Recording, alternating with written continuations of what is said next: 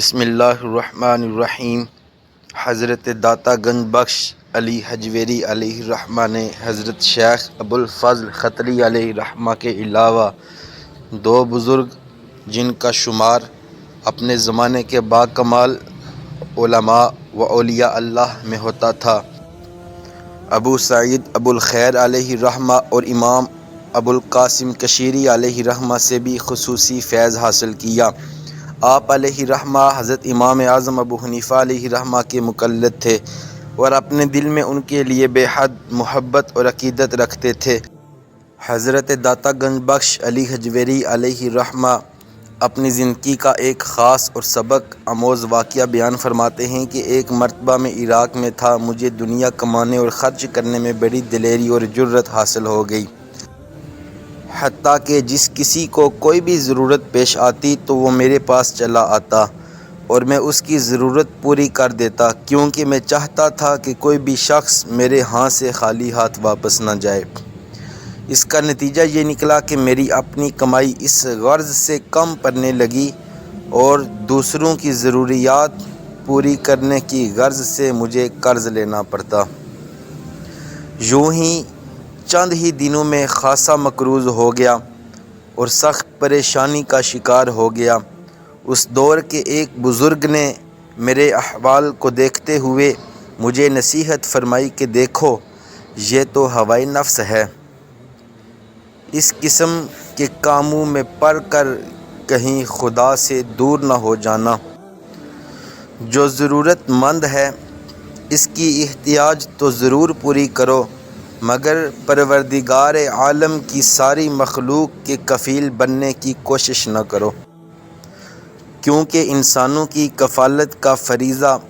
خود رب قدوس نے انجام دینا ہے۔ مجھے اس بزرگ کی نصیحت سے اطمینان قلب حاصل ہوا۔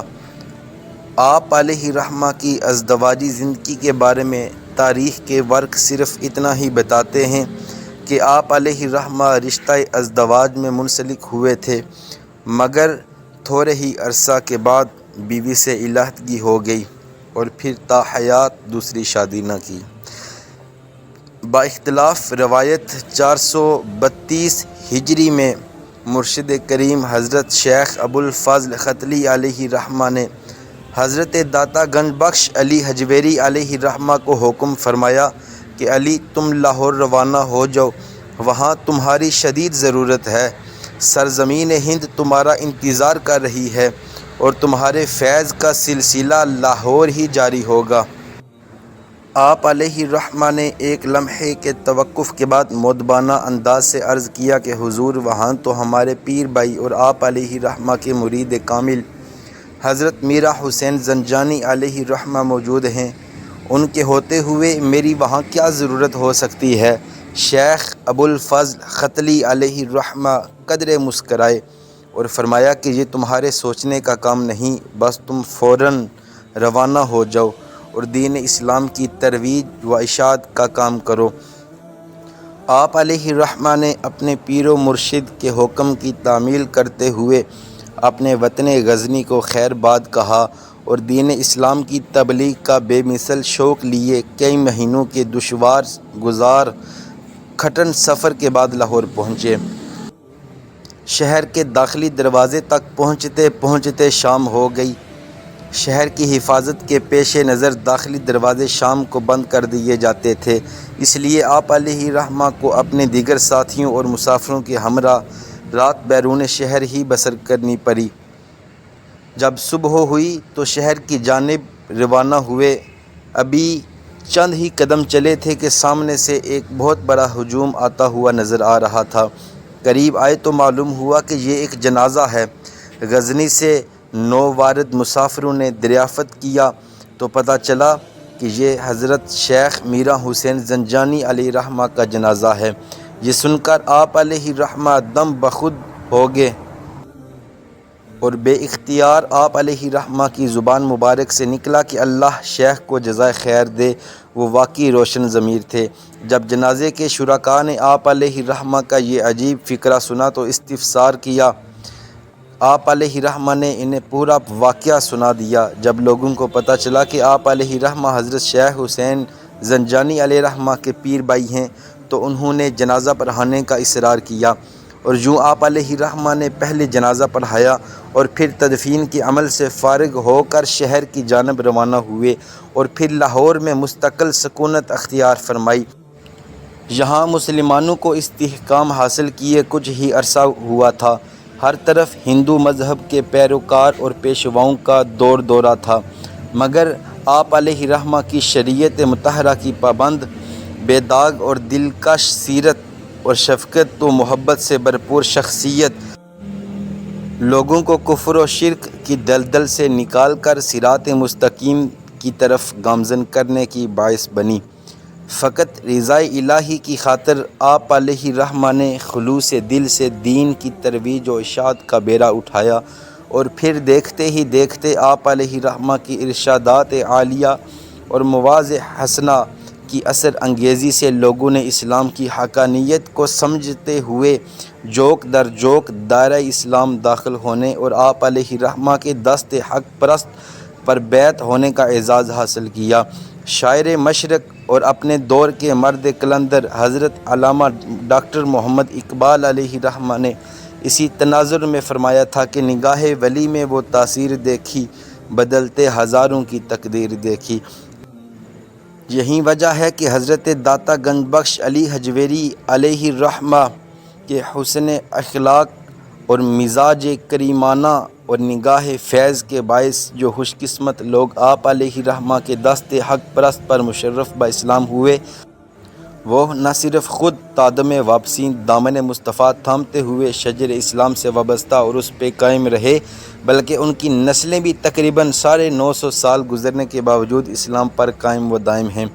ایسا کیوں نہ ہوتا کہ آپ علیہ رحمہ ایک ایسے مرد کامل صوفی باصفا درویش اور بزرگ تھے کہ جن کے پاس نہ تو کوئی خزانہ تھا، نہ سپاہ، نہ دنیاوی وسائل اور نہ ہی جاہ و وحشت، کہ جس سے لوگ مرغوب ہو کر آپ علیہ رحمہ کے پاس آتے۔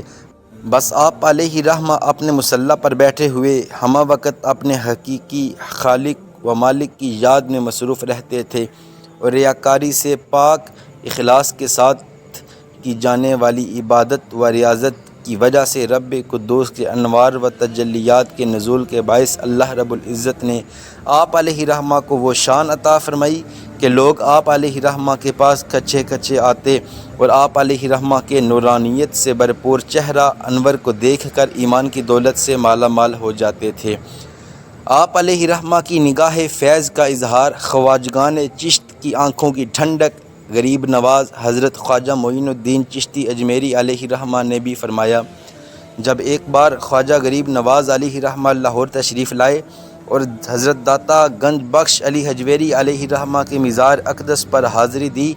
اور ایک حجرے میں 40 دن کا چلہ کاٹا اور عبادت و ریاضت میں مصروف رہے، اس دوران حضور داتا صاحب علیہ رحمہ نے جو فیوز و برکات کی بارش آپ علیہ رحمہ پر کی، اس کا اندازہ خواجہ غریب نواز ہی لگا سکتے ہیں۔ جب خواجہ معین الدین چشتی اجمیری علیہ رحمہ چلہ سے فارغ ہو کر رخصت ہونے لگے تو بے ساختہ خواجہ غریب نواز علیہ رحمہ کی زبان مبارک پر داتا علی حجویری علیہ رحمہ کے لیے بطور خاص یہ شعر جاری ہوا کہ گنج بخش فیض عالم مظہر نور خدا، نا کسارا پیر کامل کاملارا رہنما۔ اس مرد خدا کی زبان مبارک سے نکلا ہوا یہ شعر اس قدر زبان زد و خاص و عام ہوا کہ جس کی گونج 400 پھیل گئی اور لوگ آپ علیہ رحمہ کے آستانہ سے فیض پانے لگے۔ حضرت داتا گنج بخش علی حجویری علیہ رحمہ نماز کے متعلق ارشاد فرماتے ہیں کہ نماز ایسی عبادت ہے جو شروع سے آخر تک اللہ تعالیٰ کی راہ میں اس کے چاہنے والوں کی رہنمائی کرتی ہے۔ وہ ہمیشہ اسی میں مشغول رہتے ہیں، ان کے مقامات اسی سے ظاہر ہوتے ہیں۔ اللہ تعالیٰ کے چاہنے والوں کی طہارت توبہ ہے، قبلہ کی طرف منہ کرنا ان کا پیر طریقت سے تعلق ہے، قیام ان کا مجاہدہ ہے، قرات ان کا دائمی ذکر ہے،